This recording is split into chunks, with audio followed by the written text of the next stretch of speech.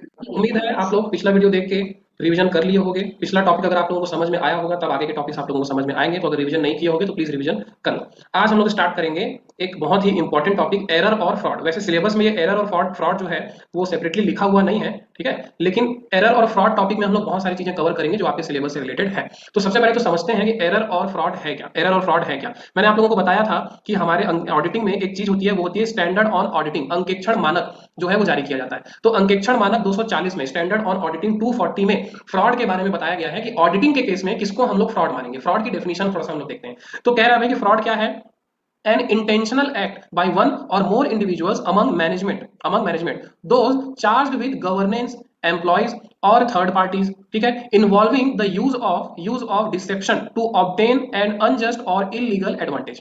ठीक है, आगे बढ़ते हैं। बट एरर के बारे में कह रहा है, on the other hand refers to unintentional mistakes in financial information, unintentional mistake in financial information. तो थोड़ा सा अपन समझते हैं दोनों की डेफिनेशन को। डेफिनेशन ही अपने आप में बहुत इंपॉर्टेंट है इसका। तो सबसे पहले देखते हैं कि भाई फ्रॉड का मतलब क्या लिखा हुआ है हमारे स्टैंडर्ड ऑन ऑडिटिंग में। तो स्टैंडर्ड ऑन ऑडिटिंग सबसे पहली चीज जो हाईलाइट कर रहा है वो ये है कि फ्रॉड जो है, फ्रॉड के केस में, मैं फ्रॉड की बात कर रहा हूँ, ठीक है, फ्रॉड फ्रॉड की मैं बात कर रहा हूँ। फ्रॉड के केस में बोल रहा है एक तो कि ये एक इंटेंशनल एक्ट होता है, इंटेंशनल एक्ट, ठीक है। इंटेंशनल एक्ट का मतलब क्या है? इंटेंशनल एक्ट का मतलब है कि ये जानबूझ के की गई है। इंटेंशनल एक्ट का मतलब क्या होता है भाई? कि ये इरादतन है, इरादतन है। इरादतन मतलब कि आपने जानबूझ के किया है। दूसरी चीज जो उसने हाईलाइट की है अपने डेफिनेशन में वो ये है कि ये किसी इंडिविजुअल या मोर, यानी कि किसी एक या बहुत सारे लोग मिलके भी कर सकते हैं, ठीक है, कोई एक व्यक्ति कर सकता है या बहुत सारे लोग मिलके कर सकते हैं। तीसरी चीज, ये वो लोग होंगे who are charged with governance, charged with governance, यानी कि ये वो लोग हो सकते हैं जिन पे उस बिजनेस को चलाने की जिम्मेदारी है। या फिर ये लोग कौन हो सकते हैं? एम्प्लॉय हो सकते हैं, ठीक है, या फिर कोई थर्ड पार्टी हो सकती है, या फिर कोई थर्ड पार्टी हो सकती है, यानी कि कोई ऐसा व्यक्ति या कोई ऐसी पार्टी या कोई ऐसा पक्ष जो भले ही उस कंपनी का मालिक भी नहीं है, एम्प्लॉय भी नहीं है, लेकिन कोई ऐसा व्यक्ति है जो उस बिजनेस को प्रभावित करता है, जिसका उससे जिसके साथ उसका हित जुड़ा हुआ है, ठीक है। तो ये जो तीन चीजें हैं ये आप लोगों को ध्यान में रखनी है कि एक तो ये इंटेंशनल है, दूसरा ये किसी इंडिविजुअल या एक से ज्यादा लोग, ठीक है, कोई एक व्यक्ति भी कर सकता है और एक से ज्यादा लोग भी कर सकते हैं। और तीसरा ये कौन करेगा भाई? या तो वो लोग करेंगे जो लोग उस बिजनेस को चला रहे हैं, who are charge with governance, या फिर वो कोई एम्प्लॉय हो सकता है, या फिर वो क्या हो सकता है, कोई थर्ड पार्टी हो सकता है, ठीक है। एक बार फिर से देखते हैं आप डेफिनेशन को, हो सकता है अब समझ में आ जाए आप लोगों को। लिखा हुआ क्या क्या लिखा था? वही बात जो मैं कह रहा था कि ये एक इंटेंशनल एक्ट है, यानी कि जानबूझ के आपने किया, गलती से नहीं हुआ है। कोई एक बाय वन और मोर, यानी कि एक या एक से ज्यादा लोग मिलकर भी कर सकते हैं। ये वो लोग हैं जो लोग या तो गवर्नेंस से हैं, यानी कि वो लोग उस बिजनेस को चला रहे हैं, उसके मालिक हैं, या वो एम्प्लॉय हैं, या फिर कोई थर्ड पार्टी है, ठीक है। और क्योंकि ये चीज जानबूझ के की गई है, इसका मतलब वो धोखा देने के इंटेंशन से की गई है भाई, धोखा देने के इंटेंशन से किया गया है। और वो धोखा क्यों दे रहे हैं? टू ऑब्टेन एन अनजस्ट और इलीगल एडवांटेज, यानी कि हमारा जो चौथा एलिमेंट हो गया, जो हमारा चौथा एलिमेंट हो जाएगा यहाँ, वो क्या होगा? जो हमारा चौथा एलिमेंट है वो है कि हम ये कर क्यों रहे हैं? सॉरी, अनजस्ट, अनजस्ट और इलीगल, यानी कि गलत और गैर कानूनी प्रॉफिट अर्न करने के लिए, ठीक है, यानी कि ऐसा प्रॉफिट अर्न करने के लिए जो अनजस्ट भी है और इलीगल भी है, गैर कानूनी भी है और गलत भी है, ठीक है, नैतिक रूप से भी गलत है और इलीगल है। ऐसा प्रॉफिट अर्न करने के लिए हम लोग एक इंटेंशनल ऐसा काम कर रहे हैं जो किसी एक या एक से ज्यादा व्यक्ति के द्वारा मिलकर किया जा रहा है। और ये वो व्यक्ति हैं जो या तो उस कंपनी के चलाने वाले हैं, उस बिजनेस को चलाने वाले हैं, या उस कंपनी के एम्प्लॉय हैं, या कोई ऐसा थर्ड पार्टी है जिसका उस कंपनी या बिजनेस से हित जुड़ा हुआ है। ये है आपका फ्रॉड। अब अपन देखते हैं कि एरर या त्रुटि किसको बोला जा रहा है। फ्रॉड को हिंदी में बोलते हैं कपट, ठीक है, और एरर को हिंदी में क्या बोलते हैं? त्रुटि, त्रुटि, ठीक है। तो एरर क्या है भाई? ठीक ऑपोजिट। एरर का मतलब है ये जो है एक अनइंटेंशनल एक्ट है, ठीक है, ये क्या है? एक अनइंटेंशनल एक्ट है, यानी कि आप जानबूझ के नहीं किए हो, गलती से हुआ है, ठीक है। दूसरा एक एलिमेंट इसमें आएगा कि ये किसी भी तरीके के अनजस्ट प्रॉफिट को अर्न करने के लिए, या फिर इलीगल इनकम को अर्न करने के लिए, या इलीगल प्रॉफिट अर्न करने के लिए ये काम नहीं किया गया है। स्वाभाविक सी बात है कि ये जानबूझ के नहीं किया गया है, ठीक है, जानबूझ के नहीं किए हैं, इसका मतलब इसके पीछे कोई मकसद हो ही नहीं सकता। जानबूझ के जब आप कोई काम करते हो तब उसके पीछे कोई मकसद होता है, अनजाने में जो काम हुआ उसके पीछे कोई मकसद हो ही नहीं सकता। तो ऑडिट के केस में फ्रॉड का मतलब हो जाएगा कि ये काम इंटेंशनल है, ठीक है, और एरर का मतलब वो काम अनइंटेंशनल है। ये दो बेसिस है जिससे आप डिफरेंशिएट करते हैं फ्रॉड और एरर के बीच में, ठीक है, कपट और त्रुटि के बीच में। समझ में आई यहां तक बात आप लोगों को? अगर आई हो तो जल्दी से हाँ या ना में बताओ। तो आगे जो है अब देखिए फ्रॉड और एरर जो है वो कई टाइप के हो सकते हैं, ठीक है। तो हमको स्टैंडर्ड ऑन ऑडिटिंग जो है, अंकेक्षण मानक जो है, उसमें हमको ये बोला गया है कि जो ऑडिटर होता है, ठीक है, जो ऑडिटर होता है is concerned with fraud that causes a material miss statement. Material miss statement आप लोगों को मैं पहले ही बता चुका हूँ, मटीरियल मिस स्टेटमेंट या फिर भौतिक मिथ्या वर्णन का मतलब क्या होता है मैं पहले ही बता चुका हूँ। मटीरियल मिस स्टेटमेंट का मतलब है कोई ऐसी गलती, कोई ऐसी त्रुटि या कोई ऐसा मिस्टेक जो आपके वित्तीय विवरणों को, जो आपके फाइनेंशियल स्टेटमेंट पे इतना ज्यादा प्रभाव डालता है कि उसकी वजह से किसी भी व्यक्ति का डिसीजन चेंज हो जाए। आप इन्वेस्ट करना चाह रहे थे, आप इन्वेस्ट नहीं करोगे, या आप इन्वेस्ट नहीं करना चाह रहे थे, आप इन्वेस्ट कर दिए, या आपके इन्वेस्टर या आपके क्रेडिटर या जो भी हैं उनका डिसीजन चेंज हो जाए, ठीक है। ऐसा ऐसी गलती जिसका प्रभाव आपके पूरे के पूरे फाइनेंशियल स्टेटमेंट पे पड़ जाए, वो आपके फाइनेंशियल स्टेटमेंट को ही चेंज कर दे, इतनी बड़ी गलती को हम लोग क्या बोलते हैं, मटेरियल मिस स्टेटमेंट, ठीक है। तो ऑडिटिंग में हर तरीके के फ्रॉड से आपको मतलब नहीं है, आपको केवल उन फ्रॉड से, उन एरर से मतलब है जो किसी भी फाइनेंशियल स्टेटमेंट में मटेरियल मिस स्टेटमेंट पैदा कर दे, भौतिक मिथ्या वर्णन पैदा कर दे, ठीक है। तो कौन कौन से होते हैं भाई ऐसे मिस स्टेटमेंट्स जिसको हमको ऑडिटिंग में कवर करना है? सबसे पहला है miss statement resulting from fraudulent financial reporting.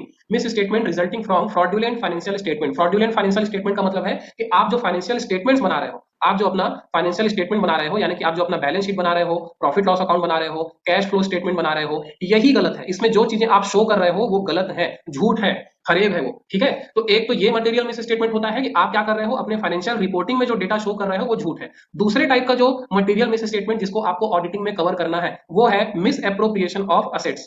Miss appropriation of assets यानी कि आपकी जो संपत्तियां हैं, और यहाँ आगे हम लोग देखेंगे कि असेट का मतलब दो चीजें हैं, ठीक है।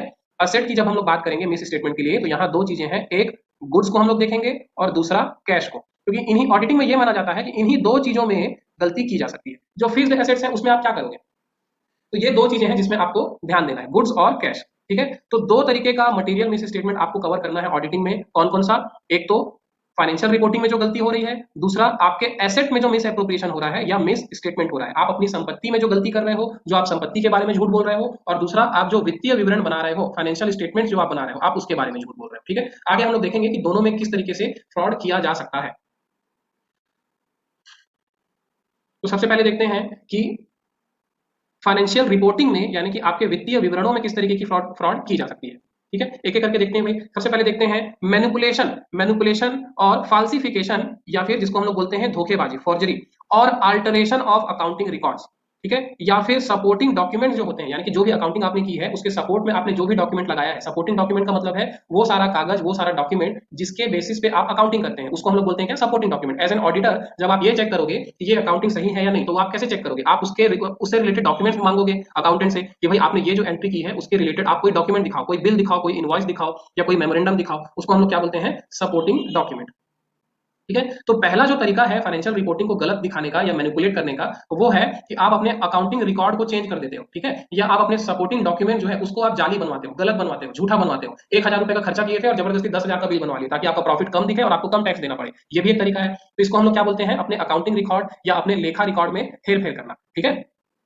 दूसरा है वो है misrepresentation. Misrepresentation in और intentional omission from the financial statements of events, transaction और अदर सिग्निफिकेशन इंफॉर्मेशन। यानी कि आप अपने फाइनेंशियल स्टेटमेंट में जिस घटना, जिस ट्रांजैक्शन या कोई भी जरूरी जानकारी जो आप अपने फाइनेंशियल स्टेटमेंट में दिखा रहे हो, उसको या तो जानबूझ के झूठा दिखाना, गलत दिखाना, या फिर इंटेंशनल ओमिशन बोल रहा है। इंटेंशनल ओमिशन का मतलब होता है, ओमिशन का मतलब होता है हटा देना, डिलीट कर देना।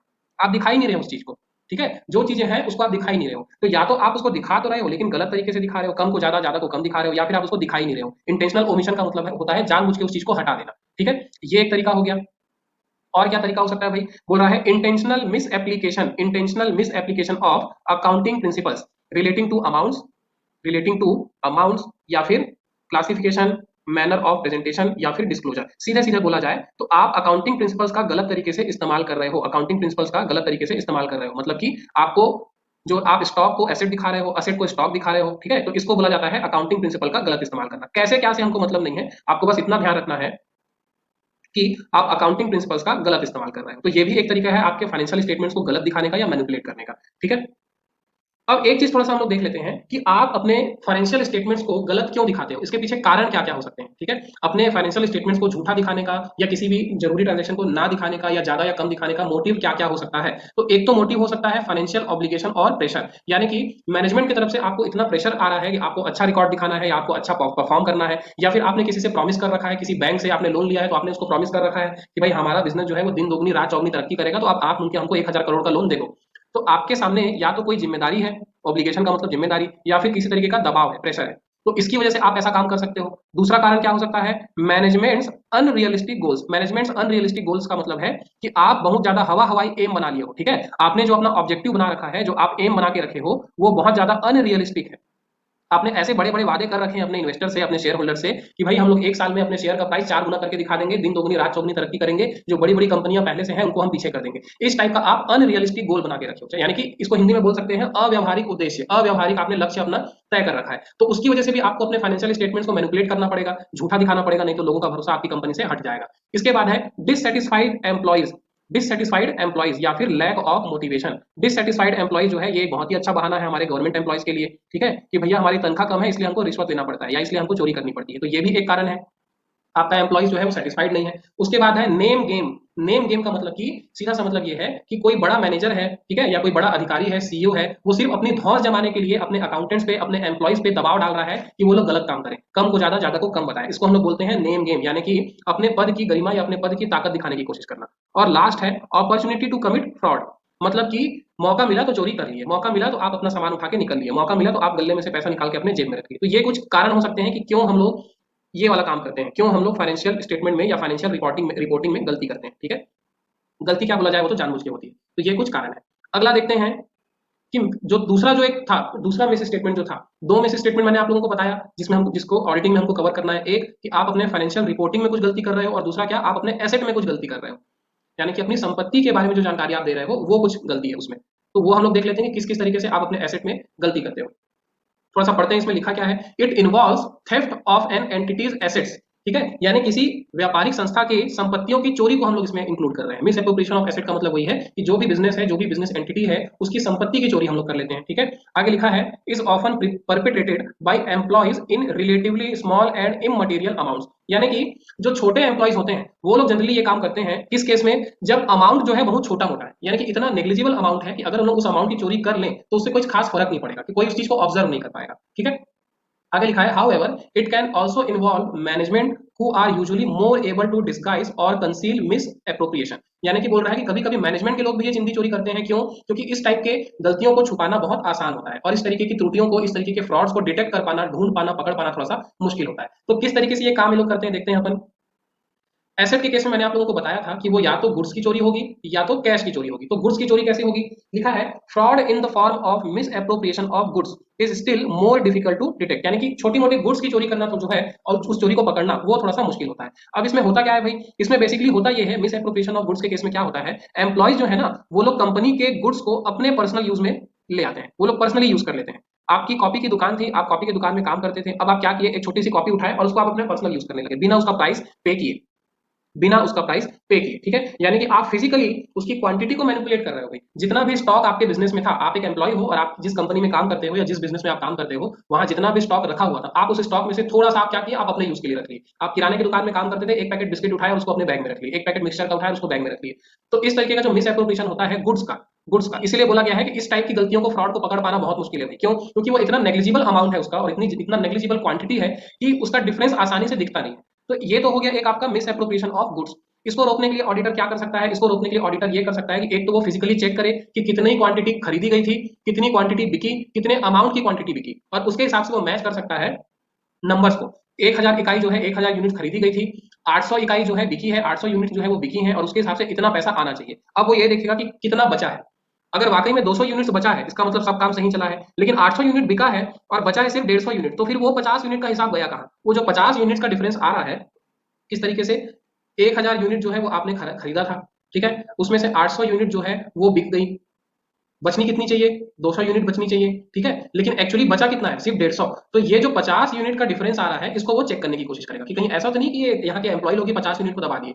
ठीक है, दूसरी चीज वो ये भी देखेगा कि क्या कोई ऐसा प्रोसेस है बिजनेस में कि अगर आप बिजनेस प्रीमाइस के अंदर आके, उस शॉप के अंदर आके कोई सामान लेके बाहर जा रहे हो, तो क्या ऐसा सिस्टम बनाया गया है जिससे इसको चेक किया जा सके कि जो भी व्यक्ति सामान लेके बाहर जा रहा है, क्या उसने उसका प्राइस पे किया है या वो चोरी करके ले जा रहा है? इस तरीके का कोई इंटरनल चेक या कोई इंटरनल मेजर आपने अपनाया है या नहीं?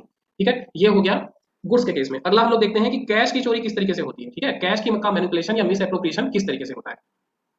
तो सबसे पहला देखिए, यहाँ पे लिखा हुआ है by inflating cash payments. By inflating cash payment, inflate करने का मतलब होता है, इन्फ्लेट करने का मतलब होता है उसको बढ़ा के दिखाना।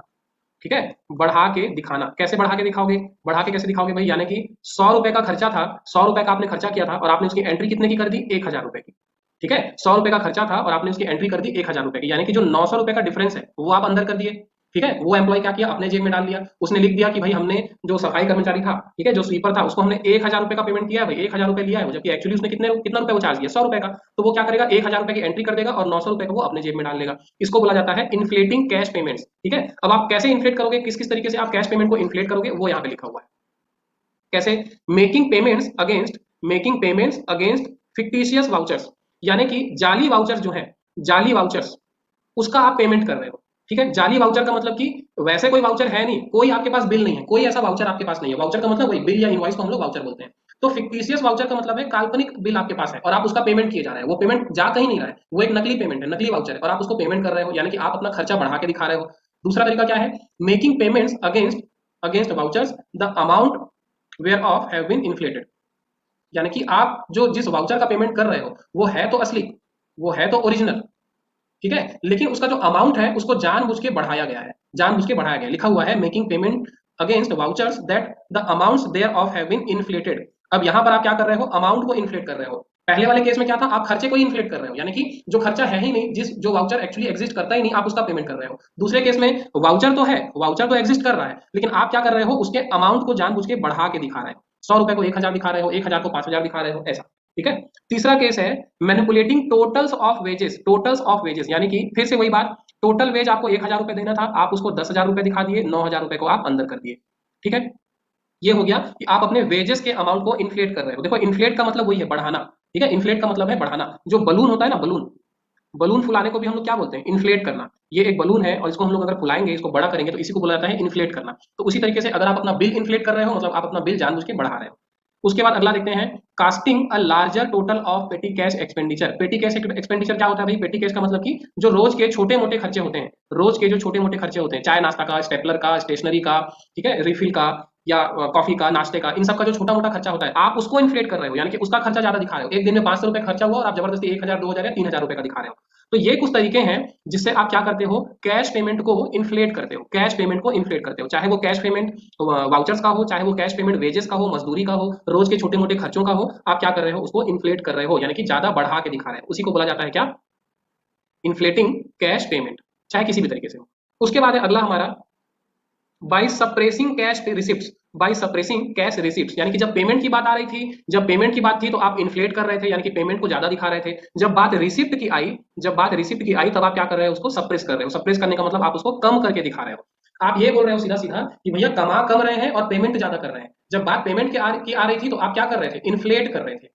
ठीक है, और जब आप रिसिप्ट की बात आ रही है तब आप क्या कर रहे हो? तब आप उसको सप्रेस कर रहे हो। सप्रेस करने का मतलब है आप उसको और ज्यादा डाउन कर रहे हो, कम करके दिखा रहे हो, दबाने की कोशिश कर रहे हो। तो ये काम कैसे करते हैं? ये थोड़ा सा ज्यादा इंपॉर्टेंट है आपके एग्जाम पॉइंट ऑफ व्यू से, क्योंकि यहाँ से डायरेक्ट क्वेश्चन बनते हैं। सबसे पहला चीज है teeming and lading. Teeming and lading, teeming and lading के लिए माफी चाहूंगा मैं, कोई हिंदी शब्द मेरे को मिला नहीं और एग्जाम में भी वो टीमिंग एंड लेडिंग शब्द का ही इस्तेमाल कर रहा था। तो यहाँ पर आप लोग भी टीमिंग एंड लेडिंग शब्द का ही इस्तेमाल करिए और उसी से समझने की इसकी कोशिश करिए। मैं समझा देता हूँ आप लोगों को कि टीमिंग क्या होती है और लेडिंग क्या होती है। टीमिंग देखते हैं भाई, टीमिंग क्या है, टीमिंग एंड लेडिंग होता क्या है, एंड लेडिंग क्या होता है, टीमिंग एंड लेडिंग। देखिए, टीमिंग एंड लेडिंग का मतलब बेसिकली होता है कि आप जो है रिसिप्ट का जो रिकॉर्ड करते हो, जो भी इनकम आपको रिसिप्ट हुई, जो भी इनकम आपको रिसिप्ट हो रही है, आप उसकी रिकॉर्डिंग, यानी कि उसको रिकॉर्ड करने की जो का जो प्रोसेस है, उसकी जर्नल एंट्री करना या उसको कहीं भी रिकॉर्ड करना, इसको आप क्या कर रहे हो? पोस्टपोन कर रहे हो। ठीक है, पोस्टपोन कर रहे हो, यानी कि जो भी इनकम आपको रिसीव हो रही है, जो भी इनकम आपको रिसीव हो रही है, उसकी रिकॉर्डिंग जो है, यानी कि रिकॉर्डिंग का मतलब क्या? रिकॉर्डिंग का मतलब है यहाँ पर एंट्री करना, अपने बुक्स ऑफ अकाउंट में उसको एंट्री करना, जर्नल एंट्री करना, या आप उसको अपने मेमोरेंडम में एंट्री कर रहे हो। इस एंट्री को आप क्या कर रहे हो? पोस्टपोन कर रहे हो। या इसको सीधे शब्दों में बोलें तो आप डिले कर रहे हो। ठीक है, कैसे डिले कर रहे हो वो थोड़ा सा समझते हैं। डिले करने का मतलब इसका कई तरीका होता है। एक सामान्य सी बात यह है कि जैसे कि आज है 2 अगस्त, 2 अगस्त 2021, 2 अगस्त 2021 को आपको एक पेमेंट रिसीव हुई मिस्टर ए से। मिस्टर ए जो है कितने रुपए का पेमेंट आपको कर रहा है, ये भाई साहब आपको कर रहे हैं पेमेंट 1000 रुपए की। तो टीमिंग एंड लेटिंग में क्या होता है, जब 2 तारीख को आपको ये पेमेंट रिसीव हुई तो आप इस दिन इसकी एंट्री नहीं करोगे। आप इसकी एंट्री इस दिन नहीं करोगे, आप क्या करोगे, आप थोड़ा सा वेट करोगे। अब अगले दिन, अगला थोड़ा सा 1-2 दिन बीतने के बाद 5 अगस्त 2021 को जो है एक दूसरे आपके पर्सन, दूसरे आपके कस्टमर हैं बी, ये आपको एंट्री कर रहे हैं, मान लेते हैं ये भी 1000 का ही कर लेते हैं, मान लेते हैं, ठीक है। तब आप 5 तारीख को इसकी एंट्री करोगे ए के नाम से। आप इसकी एंट्री करोगे कि भाई बी ने नहीं, ए ने एंट्री की, ए ने पैसा दिया है, और ए के नाम पे आप 1000 रुपए की एंट्री कर दोगे, बी के नाम पे नहीं करोगे। अब क्या हुआ, 2-3 दिन के बाद 8 तारीख को, 8 अगस्त 2021 को, 8 अगस्त 2021 को, 8 अगस्त 2021 को क्या हो रहा है, सी जो है वो पेमेंट कर रहा है। ठीक है, सी जो है वो भी पेमेंट किया, मान लेते हैं 800 रुपए का। सी पेमेंट कर दिया 800 रुपए का। अब आप क्या करोगे, इस सी के पेमेंट को आप बी के नाम से एंट्री कर दोगे 800 रुपए। यानी कि जब ए पेमेंट किया तब आप उसकी एंट्री नहीं किए, आप क्या किए, जब बी ने पेमेंट किया तब आप उसको बी के पेमेंट को आप ए के नाम से एंट्री कर दिए। फिर जब सी पेमेंट किया तब सी के पेमेंट को आप बी के नाम से एंट्री कर दिए। अब आगे जब डी पेमेंट करेगा, मान लेते हैं 1000 रुपए का, तब आप बी के पेमेंट को सी के पेमेंट के नाम से एंट्री कर दोगे। यानी कि आप कर क्या रहे हो बेसिकली, आप क्या कर रहे हो, आपको जो रिसिप्ट हुआ, जो भी इनकम आपको रिसीव हुई, आप उसकी एंट्री को पोस्टपोन कर देते हो। आप उसकी एंट्री को क्या करते हो, अगले बार के लिए पोस्टपोन कर देते हो। फिर अगली बार जो पेमेंट हुआ उसकी एंट्री आप पिछली बार के लिए कर दिए, और इसकी एंट्री को भी आप पोस्टपोन कर दिए अगली बार के लिए, फिर उसको आप पोस्टपोन कर दिए अगली बार के लिए। यानी कि आप 1 या 2 ट्रांजेक्शन डिले एंट्री करते हो। पिछली एंट्री को आप अभी करते हो, अभी की एंट्री को अगली बार करते हो, उसकी एंट्री को आप अगली बार करते हो। ये होता है क्या, आपका टीमिंग एंड लेडिंग। इसी को हम लोग बोलते हैं टीमिंग एंड लेडिंग। ठीक है, यानी कि आप जो इनकम अर्न कर रहे हो, जो इनकम आप रिसीव कर रहे हो, उसकी एंट्री को पोस्टपोन करना, ये होता है आपका टीमिंग एंड लेडिंग। समझ में आया टीमिंग एंड लेडिंग का फंडा पूरा, समझ में आया।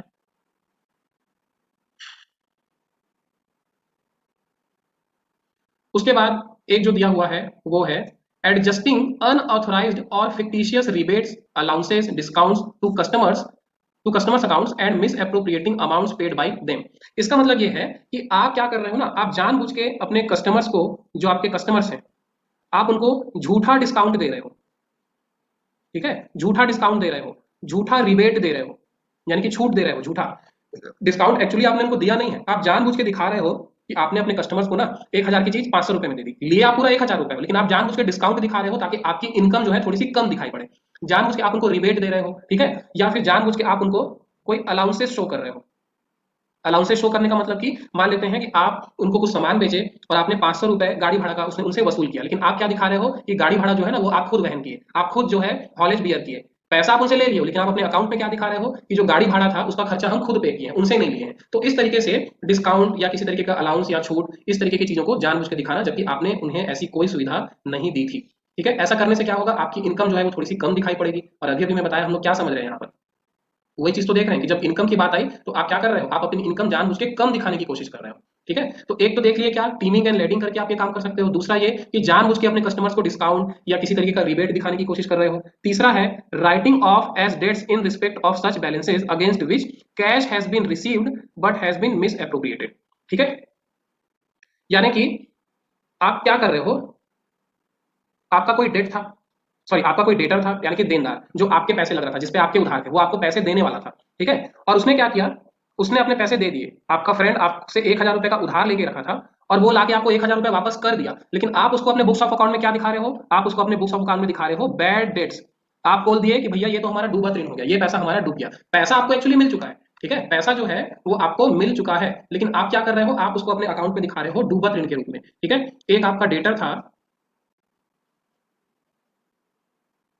एक आपका डेटर था 1000 रुपए का, 1000 नहीं 10,000 रुपए ले लेते हैं। ठीक है, ये जो भाई साहब थे, ये आपको 10,000 रुपए प्रॉपर पेमेंट कर दिए, पेमेंट कर दिए, पेमेंट आपको रिसीव हो चुकी है। यानी कि अब ये आदमी आपका डेटर नहीं रहा। डेटर नहीं रहा, इसका ये मतलब है कि आपको इसको अपने अकाउंट से हटाना पड़ेगा, गायब करना पड़ेगा, इसका अकाउंट आपको क्या करना पड़ेगा, क्लोज करना पड़ेगा। यानी कुल मिला के ये डेटर 10,000 रुपए का अब आपके अकाउंट बुक्स में, आपके बैलेंस शीट में, आपके इनकम में नहीं दिखेगा। तो हटाना तो आपको है, लेकिन आप क्या कर रहे हो, आप ये बोल रहे हो, आप इस तरीके से दिखा रहे हो उसको, इस तरीके से हटा रहे हो कि ये जो 10,000 रुपए है ना, ये हमको रिसीव नहीं हुआ, बल्कि ये क्या हो गया, बैड डेट हो गया। बैड डेट हो गया, या इसको हिंदी में बोलते हैं डूबत ऋण हो गया। तो इस केस में भी ये आपके बैलेंस शीट से हट जाएगा, ये अब शो नहीं होगा, क्लोज तो ये हो जाएगा। लेकिन गलती क्या हो गई, झूठ आप क्या बोल रहे हो, आपको 10,000 रुपए रिसीव हुए हैं, आपको 10,000 रुपए रिसीव हुए हैं, लेकिन आप क्या दिखा रहे हो अपने बुक्स ऑफ अकाउंट्स में, ये जो 10,000 रुपए है ना, ये आपका डूब गया। दोनों ही केस में ये आपके अकाउंट से हट जाएगा, क्लोज हो जाएगा। लेकिन झूठ आप क्या बोल रहे हो कि 10,000 रुपए पेमेंट होने के बजाय ये आपका डूब गया। ठीक है, तो ये एक फ्रॉड जो है आप करते हो इसमें, कैश के केस में। ठीक है,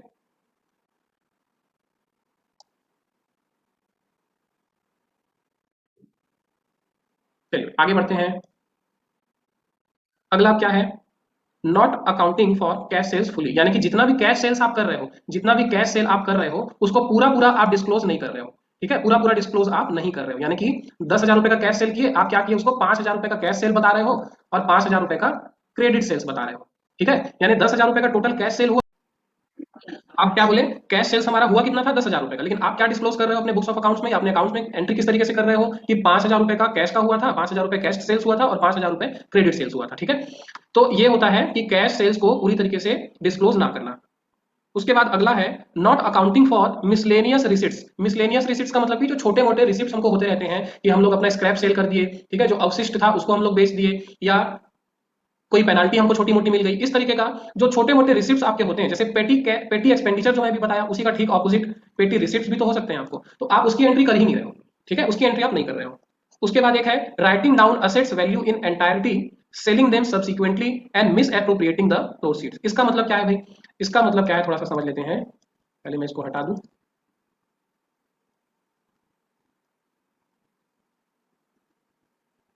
इसका मतलब ये है कि आप क्या कर रहे हो, आपके पास 1 लाख रुपए की क्या थी, मशीन थी।